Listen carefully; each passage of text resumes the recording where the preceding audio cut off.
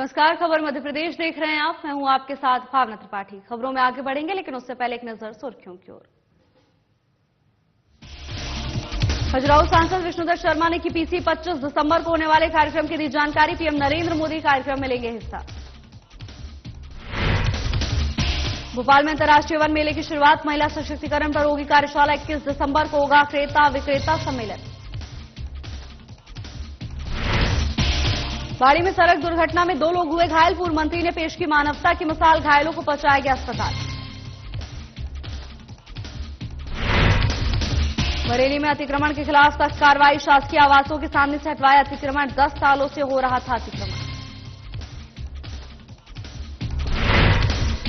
राजगढ़ जिले का आईजी अभय सिंह ने किया दौरा। हरसिंहगढ़ थाने का किया औचक निरीक्षण। थाने को मिला आईएसओ प्रमाण पत्र।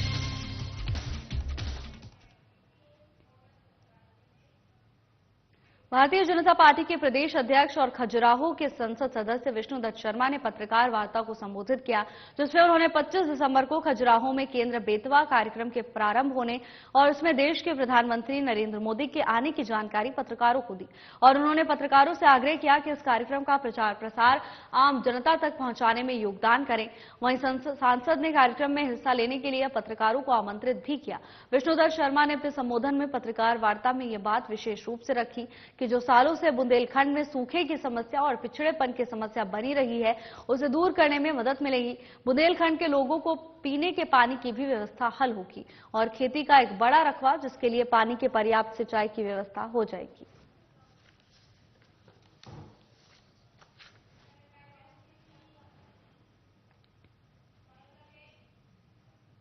बजरंग दल के द्वारा आयोजित पथ संचालन और त्रिशूल दीक्षा कार्यक्रम पूजा पार्क में संपन्न हुआ।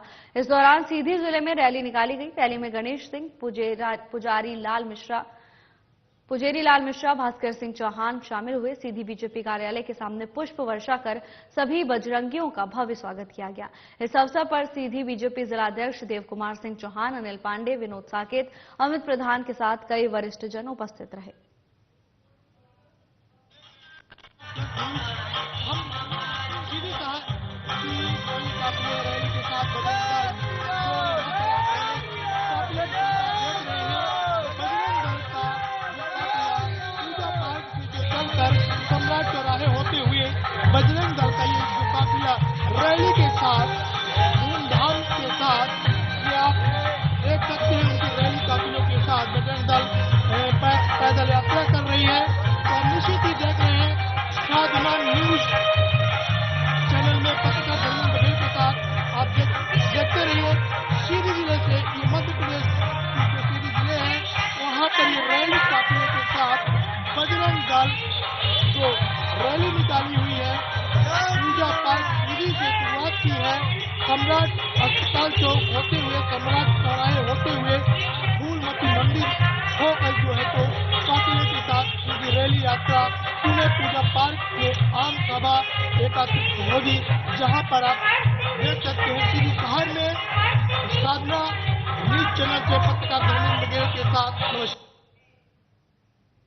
भोपाल में अंतर्राष्ट्रीय वन मेला फिर शुरू हुआ, जिसमें शुभांशु एग्रो हर्बल के द्वारा बहुत सी महत्वपूर्ण और उपयोगी जड़ी बूटियों और औषधियां और कंद आदि मिलता है। यह मेला पिछले 10 सालों से सुचारू रूप से हर साल यहां लगाया जाता है। शुभांशु एग्रो हर्बल के संचालक बनबारी राठौर हर्ब विशेषज्ञ हैं, जिनके द्वारा 30 सालों से जो जड़ी बूटी की खोज में महत्वपूर्ण योगदान दिया जा रहा है और सदैव मानव सेवा के लिए तत्पर रहते हैं। लघु वनोपज से महिला सशक्तिकरण पर 2 दिवसीय अंतर्राष्ट्रीय कार्यशाला 19 और 20 दिसंबर को मेला स्तर पर संपन्न हुई। कार्यशाला में श्रीलंका, नेपाल और ऑस्ट्रेलिया के प्रतिनिधि ने भाग लिया। राज्य मंत्री अहिरवार ने कहा कि वन मेला में क्रेता और विक्रेता सम्मेलन 21 दिसंबर को हुआ, जिसमें उच्च गुणवत्ता युक्त लघु वनोपजों, जड़ी बूटियों और एमएफपी पार्क के द्वारा निर्मित आयुर्वेदिक औषधियों के क्रय विक्रय के लिए अनुबंध किए गए। उन्होंने कहा कि मेले में ओपीडी का संचालन हुआ, जिसमें प्रतिदिन आयुर्वेद चिकित्सकों उपचार करने वाले विशेषज्ञों के द्वारा निःशुल्क चिकित्सीय परामर्श प्रदान किया गया। उन्होंने कहा कि इसमें 25,000 लोगों के द्वारा उपचार कराने की संभावना बताई गई है। जंगलों में पाई जाती है, इसकी लताएं होती हैं और आयुर्वेद में इसको तासीर में गरम बताया है और शुगर की बीमारी को ठीक करने वाली बताया गया है।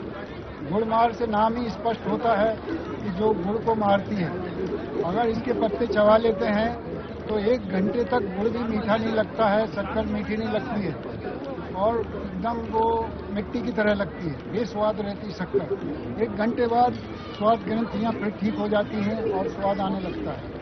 इसका आयुर्वेद में शुगर की बीमारी के लिए, मधुमेह के लिए बहुत वर्षों से उपयोग होता आ रहा है और आज भी ये गुणकारी है और मधुमेह के रोगियों के लिए बहुत बड़ा सहारा है। इसके सेवन से मधुमेह कंट्रोल में रहता है और ये बहुत इजी मिल जाती है, सस्ती भी मिल जाती है। एलोपैथी दवाइयों की तरह साइड इफेक्ट भी इसके नहीं है। सर, ये दवाई को कहाँ से कलेक्ट किया जा सकता है, कहाँ से ये लोगों को अवेलेबल हो सकती है? ये क्या है, जो वनौषधियों का संग्रह करता है, जैसे शुभांशु वनौषधि संग्रह करता है, ये जंगल से या जो किसान हैं वो खेती भी करने लगे हैं आजकल, उनसे ये खरीदते हैं और लोगों तक पहुंचाने का काम करते हैं। अनेकों गुण हैं, मैं आपका गुणों से, कई गुणों से परिपूर्ण है। ये है, इसको बोलते हैं जंगली अदरक, क्योंकि आजकल हमें शुद्ध अदरक तो मिल नहीं पा रहा है, ऑर्गेनिक अदरक नहीं मिल पा रहा है, केमिकल। ये ब्लड प्यूरिक में बहुत अच्छा काम करता है। ब्लड के अलावा कोलेस्ट्रॉल पे भी काम करता है। कोलेस्ट्रॉल के अलावा नसों के जो कोरोना के बाद, वैक्सीन लगने के बाद या कोरोना के बाद जिस प्रकार से खून ब्लॉकेज मार रहा है, साइलेंट अटैक वगैरह आ रहे हैं, तो मैं निवेदन करना चाहूंगा लोगों से। आज वन मेले में इसी बात की मैं लोगों से चर्चा कर रहा हूँ, बता रहा हूँ कि साहब इस अदरक का अधिक से अधिक उपयोग करिए। घुटने के दर्द में, पेन किलर में, ज्वाइंट पेन में, सभी में ये गुणकारी है। इसी प्रकार एक मैंने लाया हूँ जंगली लहसुन। ये जंगली, इसको हजारदाना भी कहा जाता है। हजारों दवाइयों में गुणकारी है ये जंगली लहसुन। जंगली लहसुन ये कईयों बीमारियों में काम कर रहा है। विशेषकर मैं इस समय कोलेस्ट्रॉल से सबसे ज्यादा, हार्ट ब्लॉकेज से लोग परेशान हैं, खून लोगों का भारी हो रहा है, ब्लॉकेज मारे, स्लिप डिस्क जैसी बीमारियां हो रही हैं, कंपन जैसी बीमारियां हो रही हैं। इस कारण में बड़े मेहनत, परिश्रम और काफी खोज के बाद आप सबके बीच में ये जंगली लहसुन लेकर आया हूं। इसी प्रकार मेरे पास कईयों प्रकार की, हजारों प्रकार की जड़ी बूटियां हैं। गैरतगंज बेगमगंज तहसील के तुलसीपुर गांव के निवासी घनश्याम कुशवाहा और कंचन कुशवाहा एक सड़क दुर्घटना में घायल हो गए। उनकी बाइक गड़ी के पास एक बस से टकरा गई, जिससे वो गंभीर रूप से घायल हो गए। इसी दौरान पास से गुजर रहे पूर्व कैबिनेट मंत्री रामपाल सिंह ने मानवता का परिचय देते हुए तत्काल रुककर घायलों की मदद की। पूर्व मंत्री रामपाल सिंह ने अपनी गाड़ी रोककर घायलों को गैरतगंज अस्पताल पहुंचाया, जहां उन्होंने उपस्थित डॉक्टर्स को तत्काल इलाज शुरू करने के निर्देश दिए। इसके साथ ही उन्होंने सीएमएचओ से फोन पर चर्चा कर ये सुनिश्चित किया कि घायलों को सही और समुचित इलाज मिल सके।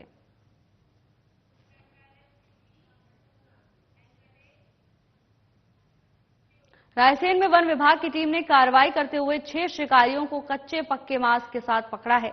सभी के पास से 56 जिंदा कारतूस के साथ 2 बंदूकें भी बरामद की गई हैं। मुखबिर की सूचना पर बीती देर रात 3 बजे ग्राम कुदबई से ये कार्रवाई की गई, जिसमें वन विभाग को बड़ी सफलता मिली है। ये शिकार करने के बाद मांस खाने की तैयारी कर रहे थे। वन विभाग ने आरोपियों के पास से कई किलो कच्चा मांस भी बरामद किया है, तो वहीं इनके पास से शिकार करने में इस्तेमाल की गई मोटरसाइकिल के साथ बंदूकें भी जब्त कर ली गई हैं। वन विभाग के एसडीओ सुधीर पटले ने बताया कि मुखबिर की सूचना पर वन विभाग की टीम ने बीती देर रात इस कार्रवाई को अंजाम दिया। सभी के खिलाफ कानूनी कार्रवाई की जा रही है और इन्हें न्यायालय में पेश किया जाएगा। कल रात को हमको मुखबिर से सूचना प्राप्त हुई थी कि ग्राम कुदबई में समा खान व कंवर खां के फार्म हाउस में वन्य प्राणी का शिकार करके वहां पकाया जा रहा है और वहां की दावत ली जा रही है। तो जब सूचना हमारी पुख्ता हुई तो उसके बाद हमने दल का गठन किया।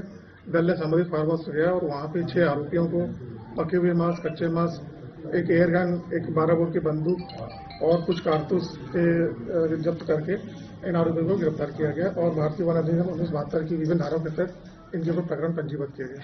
ये जंगली जानवर एक बर्ड्स है जिसको फाख्ता बोलते हैं, इंग्लिश में इसको लाफिंग डॉग बोलते हैं। इसका इनके द्वारा शिकार किया गया था।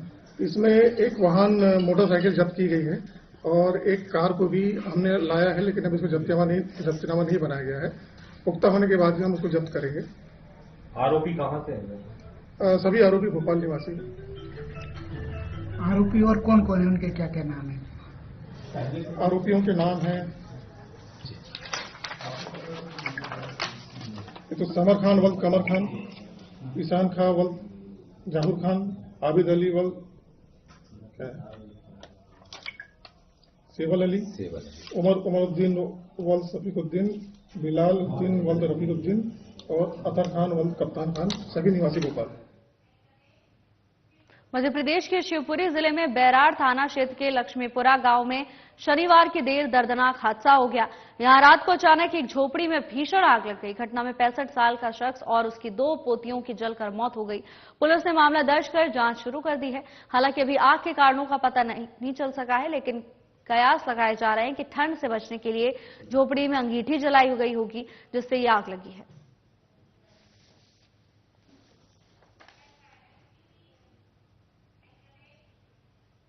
चोरहट नगर परिषद के मोहनी देवी स्टेडियम में राजस्व विभाग का क्रिकेट प्रतियोगिता आयोजित किया गया। इस क्रिकेट प्रतियोगिता समारोह के मुख्य अतिथि निपेंद्र सिंह, परिहार न्यायिक मजिस्ट्रेट चोरहट, कार्यक्रम के आयोजक अनुविभागीय अधिकारी राजस्व शैलेश द्विवेदी रहे।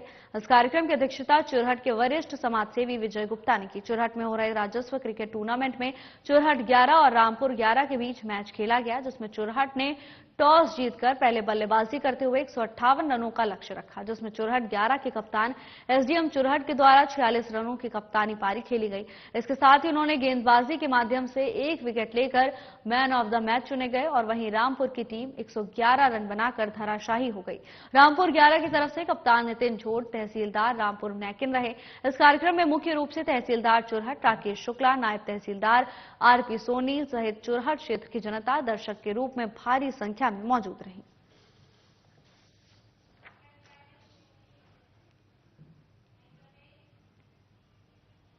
महिदपुर विधानसभा के ग्राम कोयल में गौतम ट्रॉफी का आयोजन किया जा रहा था, जिसका 21 दिसंबर को फाइनल मैच खेला गया, जिसमें समाजसेवी विजय सिंह गौतम ने विजेता टीमों को नकद पुरस्कार और ट्रॉफी देकर पुरस्कृत किया।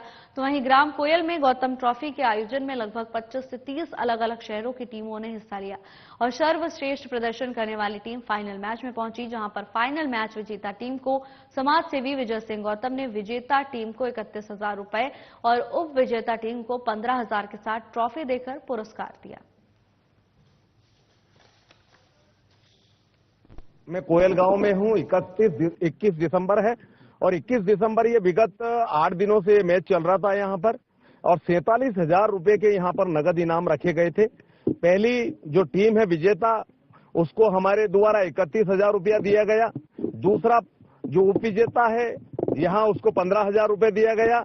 जो मैन ऑफ द सीरीज है उसको 11,000 रुपया दिया गया और शील्ड दी गई है। आज कोयल के मैदान पे जो मेरे ग्रामीण क्षेत्र के नौजवान नौनिहाल जो बहुत इंटरेस्टेड है, आसपास के 25 गांव ने इसमें भाग लिया। मेरा निश्चित रूप से यह प्रयास रहता है कि मेरे गांव के बच्चे को किसी भी हालत में एक ऐसी पिच मिले, एक ऐसा मैदान मिले, एक ऐसे कोच मिले कि वो निरंतर आगे बढ़े और निरंतर हमारे नाम, गांव का नाम भी रोशन करे, विधानसभा का नाम रोशन करे, हमारे राज्य और हमारे देश का भी नाम रोशन करे। मेरा देश प्रथम है, मेरा भारत प्रथम है और निश्चित रूप से हम भारतीय होने के नाते ये होते हैं कि हमारे क्षेत्र के, हमारे जन जन के लाडले नौनिहाल ये हमारे देश का भविष्य है। इन सब लोगों की मांग थी। यहाँ के 25 गांवों ने इसमें हिस्सा लिया। आज इसका समापन मेरे द्वारा किया गया है। मैं बधाई देना चाहता हूं आज कोयल की समिति टीम को, सम्मानीय अध्यक्ष नरेंद्र जी डाबी, हमारे महिदपुर की टीम स्टार 11 के सम्मानित सतीश असवारा जी को, जो यहाँ के कैप्टन हैं, मैं उनको बधाई देना चाहता हूं। दोनों को विजेता उपविजेता होने की बधाई देने के साथ साथ उनको 31,000, 15,000 और मैन ऑफ द सीरीज का 1100 रुपया दिया गया है। उनको ट्रॉफी भेंट की गई है और भगवान से प्रार्थना करता हूं परमपिता परमेश्वर से कि मेरी गांव की प्रतिभा निखर के आए, संभाग स्तर पे जाए, वो रणजी खेले, वो राज्य स्तर का खेल खेले, हम लोगों को राष्ट्रीय स्तर पे ये बच्चे यहाँ से जाएं। छोटे से गांव कोयल, बपैया और हमारे आसपास के पेटलावत जैसे गांव में ऐसे छोटे छोटे बच्चे जो खेलने के लिए बहुत उत्सुक हैं, बहुत उत्साहित हैं। आज मैंने जब यहाँ 47,000 रुपए का नगद इनाम दिया तो मुझे लगा कि ये बच्चे प्रोत्साहित होंगे, इनसे उनको हौसला मिलेगा। अगली बार मैं आऊंगा तो 1 लाख रुपए का इनाम दूंगा यहाँ पर। निश्चित रूप से अगले वर्ष जब ट्रॉफी होगी तो मैं 1 लाख रुपए का इनाम दूंगा। अगर कोयल वाले और कोयल का जितनी टीम है, ये समिति की टीम और कोयल के आसपास के गांव के नौजवान अगर अच्छा मैच कराएंगे तो मेरी ओर से 1,01,000 रुपए का इनाम रखा जाएगा। मैं विश्वास दिलाता हूं, बधाई देता हूं और मैं विजेता टीम को भी बधाई देता हूं, विजेता टीम को भी बधाई देना चाहता हूं। दोनों ही मेरी महिदपुर विधानसभा की है, एक महिदपुर शहर है और एक कोयल गांव है। मैं बहुत बहुत बधाई देना चाहता हूं।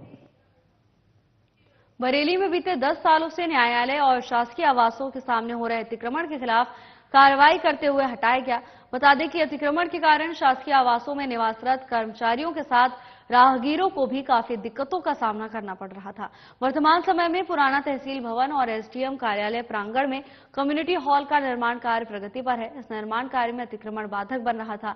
यहां से और पुराने न्यायाधीश बंगले के साथ अन्य कर्मचारियों को बंगले के सामने जमे अतिक्रमण को हटाने के लिए न्यायालय के द्वारा हस्तक्षेप किया गया। 8 दिन पहले अतिक्रमणकर्ताओं को अतिक्रमण हटाने के लिए नोटिस भी वितरित किए गए थे, लेकिन अतिक्रमणकारियों के द्वारा स्वेच्छा से अतिक्रमण नहीं हटाए गए।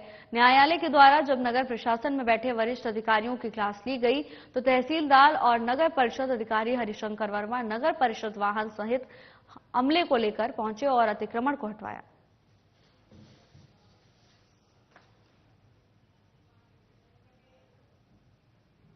राजगढ़ जिले के 2 दिवसीय दौरे पर आए आईजी अभय सिंह ने 18 थानों को आईएसओ प्रमाण पत्र दिया, जिसमें नरसिंहगढ़ को भी आईएसओ प्रमाण पत्र मिला।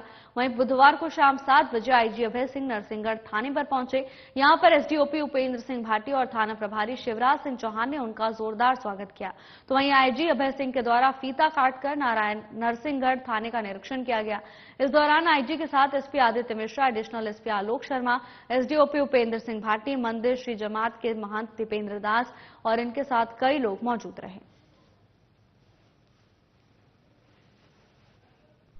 ये वार्षिक निरीक्षण था राजगढ़ का और वार्षिक निरीक्षण में हमारा ध्येय ये रहता है कि राजगढ़ पुलिस ने किस प्रकार से ये पूरा जो साल है उसमें किस प्रकार से काम किया, किस प्रकार की चुनौतियों का सामना किया है और ओवरऑल जो पुलिस थाना जो है बिल्कुल जो बेसिक यूनिट है पुलिसिंग का, उसमें किस प्रकार के सुधार है, उसमें जो भी व्यक्ति आ रहा है अपनी समस्या के साथ उसकी समस्या का निदान करने का जो तौर तरीका है, क्या वो विधि के अनुरूप सही है, क्या उसके साथ आचरण व्यवहार जो किया जा रहा है, चाहे वो महिलाएं हों, बच्चे हों, वृद्धजन हों या कमजोर वर्ग के व्यक्ति हो, तो उनके साथ कैसा व्यवहार होगा और उनके समस्या के निराकरण के साथ साथ उनके साथ जो है जो उसके साथ जो घटना घटी है उनकी संवेदनाओं का हम लोग ख्याल रखते हैं, ये बड़ा इम्पोर्टेंट विषय है।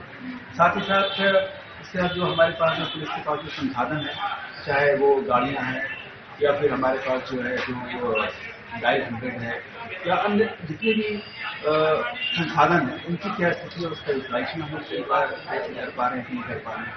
आगे जो पुलिस कर्मचारियों के रहने के जो आवास है, ठीक है, उनकी जो सुविधाएं या छुट्टियों का जो सवाल है या जो स्ट्रेस जिसके जो उनको झेलना पड़ता है, जो टेंशन रहता है, उनकी समय की कमी रहती है, जो इस तरह की जो समस्याएं रहती है व्यक्तिगत हो या सार्वजनिक हो, इसके ऊपर भी हम लोगों ने इससे चर्चा की है। ये एक संजीवनी क्लिनिक है निकाय का, जिसको निर्माण का कुछ शायद चल रहा था। इन लोगों ने आके मुझे आवेदन सौंपा है, उसमें लिखा है इन्होंने कि ये उसका घटिया निर्माण हो रहा है और उसमें पूर्व में भुगतान हो चुका है, फिर भी कार्य पूर्ण है। इस टाइप एक इन्होंने मुझे शिकायती आवेदन संजीवनी क्लिनिक को लेकर दिया है। सर, संजीवनी क्लिनिक से संबंधित फाइल भी नगर पालिका में मौजूद नहीं है और निर्माण शाखा की जवाबदारी होती है कि अपनी फाइल को नगर में कार्यालय में रखे। तो ये जो फाइल से संबंधित जो व्यक्ति हैं, जो भी शाखा प्रभारी हैं, क्या उन पर भी कोई कार्रवाई की जाएगी और जो भुगतान जिन्होंने किया उन पर कोई कार्रवाई होगी? बिल्कुल निश्चित रूप से फिलहाल में भुगतान की स्थिति तो मुझे स्पष्ट नहीं है उसमें क्या कहानी है, मगर इसमें जो जिन लोगों के पास फाइल नहीं है उन लोगों से मेरे द्वारा जानकारी दी गई है। और पूर्व में भी एक फाइल नहीं मिली थी तो उसकी भी मैंने FIR थाने में कराई और इसके संबंध में भी मैं तत्काल आज FIR कराऊँ। मामला ये है कि संजीवनी क्लिनिक का आज से 1 वर्ष पहले टेंडर लगा था, उसकी टेंडर में निविदा थी 29 लाख रुपए और इसको बिना PIC एवं परिषद की बैठक के बिना इसमें 11 लाख रुपए रिवाइज करके बढ़ा दिए गए हैं। टोटल 40 लाख हो गए। बिना बिल्डिंग पूर्ण निर्माण किए भुगतान हो चुका है। इसमें हम पार्षदों को जब हमने पेपर में देखा तो इसकी जानकारी मिली कि अध्यक्ष जी द्वारा या संबंधित हो चुका है। इसके जो भी इसमें दोषी हैं उनके खिलाफ उचित कार्रवाई हो और हम पार्षद इसमें बिल्कुल सभी पार्षद जांच होना चाहिए। ठीक है। शासन के द्वारा स्वीकृत करीब 30 लाख की राशि से नरसिंहगढ़ के द्वारा ठेकेदार से करवाए जा रहे निर्माण में भ्रष्टाचार की खबर पर मंगलवार को बीजेपी और कांग्रेस पार्टी के पार्षद नगर पालिका कार्यालय पहुंचे, जहां उन्होंने सीएमओ से उक्त कार्य के भुगतान किए गए निर्माण के मेजरमेंट बुक संबंधी फाइल की जानकारी देने को कहा, जिस पर सीएमओ अभिषेक जैन ने संबंधित शाखा प्रभारी को जानकारी दी और पार्षदों को देने के निर्देश दिए। जानकारी देते हुए बताया कि 29 लाख रुपए में से 24 लाख का भुगतान किया गया है। साथ ही फाइल नगर पालिका कार्यालय में नहीं होने की बात कही गई। बुधवार को फिर से पार्षदगण हरदौन मलाला मंदिर के समीप निर्माण किए जा रहे मुख्यमंत्री संजीवनी क्लिनिक की वस्तु स्थिति देखने पहुंचे तो अधूरे और घटिया निर्माण को देखकर हतप्रभ रह गए। गुस्साए पार्षदगण तत्काल नगर पालिका कार्यालय पहुंचे और सीएमओ के कार्यालय के सामने धरने पर बैठ गए। पार्षदगणों ने मांग की है कि मुख्यमंत्री संजीवनी क्लिनिक से जुड़े भुगतान के मामले में भ्रष्टाचार करने वाले और गलत तरीके से भुगतान करने वाले कर्मचारियों पर कार्रवाई की जाए।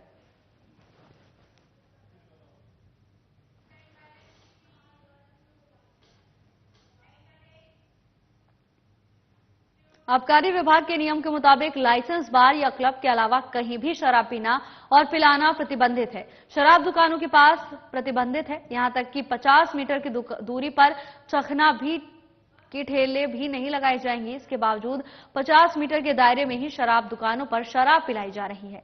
नाला स्टेट नेशनल हाईवे के पास देसी शराब की दुकान पर खुलेआम शराब पिलाई जाती है। मीडिया के प्रतिनिधि ने जाकर देखा तो वहां खुलेआम शराबखोरी हो रही थी। ये स्थिति अवैध अहाते की है। दुकानों के आसपास लोग खुले में बैठकर शराब भी पीते हैं। खुलेआम ठेकेदार द्वारा शासन के नियम की धज्जियां उड़ाई जा रही हैं।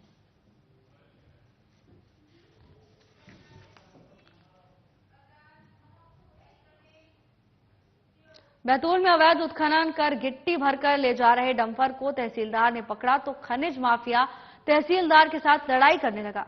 पूरा मामला थाने तक पहुंच गया और 2 लोगों पर एफआईआर दर्ज की गई है। दरअसल बैतूल तहसीलदार प्रदीप तिवारी जन अभियान शिविर में जा रहे थे। इसी दौरान उन्हें बैतूल बाजार थाना क्षेत्र के नवे गांव के पास अवैध गिट्टी ले जाते डंपर दिखाई दिया। उन्होंने डंपर रोककर पूछताछ की तो डंपर मालिक और उसके ड्राइवर ने तहसीलदार के साथ बदसलूकी की।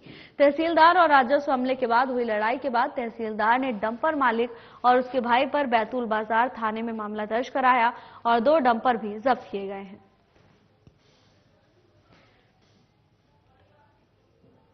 नवे गांव के पास 2 ट्रक जो है खनिज गिट्टी का परिवहन करते हुए पूछताछ करने पर उनके पास कोई वैध दस्तावेज ईटीपी वगैरह नहीं था, तो मेरे द्वारा जब्ती की कार्रवाई की जा रही थी। तभी उसमें एक गुंडा तत्व टाइप का व्यक्ति जिसका नाम ग्रामीण जनों ने बताया कि अनिल पवार है, तो आके वहाँ शासकीय कार्य में बाधा उत्पन्न करने लगा, अभद्रता करने लगा। हमारे साथ महिला पटवारी भी थी तो उसके साथ भी अभद्रता करने लगा और अपना ड्राइवरों को छुड़ा बैठा करके और वहां से ले गया गाली गलौज करते हुए। सर आपके साथ झूमा झटकी भी हुई है सर? झूमा झटकी हाँ कर रहा था मेरे साथ, और मतलब कागज फाड़ने की जो पंचनामा में बनाया था उसको फाड़ने की कोशिश कर रहा था वो, तो वही झूमा झटकी किया है। अभी क्या कार्रवाई की? अभी हमने थाने को सुपुर्द कर दिया है। उन्हेल में प्रेस क्लब के द्वारा निःशुल्क शिविर नगर परिषद अध्यक्ष शांतिलाल हलकारा, तहसीलदार रामविलास वाकतलिया, टी अशोक शर्मा की अध्यक्षता में संपन्न हुआ। इस दौरान शिविर में मरीजों को बड़ौदा पारुल हॉस्पिटल से 23 डॉक्टर की टीम ने जांच की, जिसमें उन्हेल और ग्रामीणों से हजारों की संख्या में इलाज करवाने के लिए लोग आए और अपनी जांच करवाकर दवाई ली। इस दौरान कोई भी मरीज गंभीर रूप से घायल पाया गया, जिसे बड़ौदा एडमिट करने के लिए पर्ची बनाकर दी गई। कुछ दिन बाद बस के द्वारा बड़ौदा ले जाया जाएगा।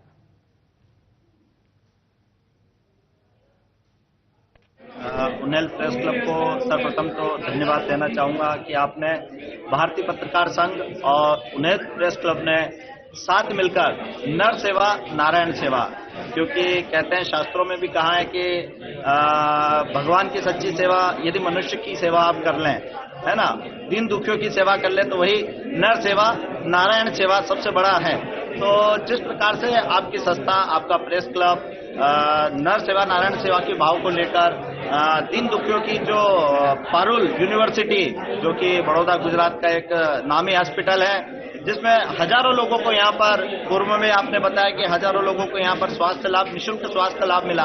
तो यह बहुत ही सराहनीय एवं उत्कृष्ट कार्य है। सर्वप्रथम मैं प्रेस क्लब व सभी पत्रकारों को विकसित करता हूँ, और क्योंकि आज उनके द्वारा जो पारुल हॉस्पिटल से जो टीम आई है वडोदरा से, सभी डॉक्टर लोगों को आज सभी यहाँ पर जितने भी नगर और आसपास ग्रामीण जन जो भी यहाँ पर स्वास्थ्य लाभ लेने के लिए आएंगे, सभी ट्रीटमेंट होगा। वो ये बहुत खुशी की बात है, क्योंकि आज ये ऐसा प्रोग्राम नगर में होने जा रहा है। पहले भी आपके द्वारा किया गया है, और मुझे आपने बताया भी है कि यहाँ से जितने भी पेशेंट हैं उन सबको गुजरात वडोदरा वहाँ पर पारुल हॉस्पिटल में जाकर निःशुल्क ट्रीटमेंट भी किया जाएगा। ये बहुत सराहनीय काम है, और मैं आप सभी को बहुत बधाई शुभकामनाएं प्रेषित करता हूँ कि ये कार्य आगे भी निरंतर चलता रहे, और जहाँ जहाँ नगर परिषद की आवश्यकता लगेगी, नगर परिषद सदैव आपके साथ खड़ी है, पूरा नगर आपके साथ खड़ा है, और इसको चारों आगे। फिलहाल के लिए बस इतना ही। जल्द हाजिर होंगे नई अपडेट्स के साथ। नमस्कार।